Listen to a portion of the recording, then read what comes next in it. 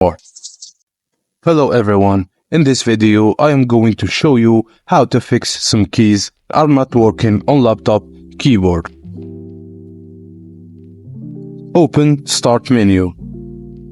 Click on the Settings button. Select Update and Security.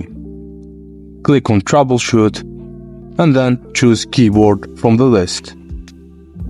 Press Run the troubleshooter and wait for it to detect an issue. If the troubleshooter didn't work, navigate to Ease of Access Settings. Go to the Keyboard section and locate the Filter Keys settings. Toggle the setting. If disabled, enable it. If enabled, disable it. If you can't log in into your PC, click on the Ease of Access button, then on screen keyboard. Type in your password and press Enter.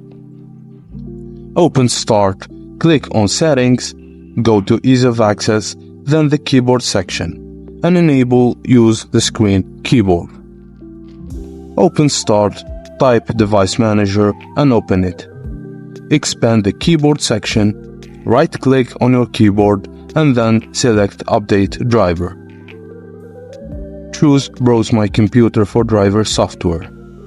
Also, let me pick from a list of available drivers on my computer, then Standard PS2 keyboard. Press Next and restart if prompt. If updating the driver didn't work, return to Device Manager.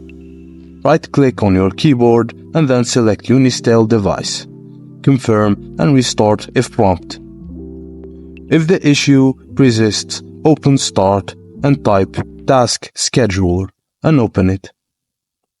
Expand Task Schedule Library, Microsoft, Windows, Text Services Framework, enable and run it, restart your system, and these steps should help you resolve the keyboard-related issues on your Windows system.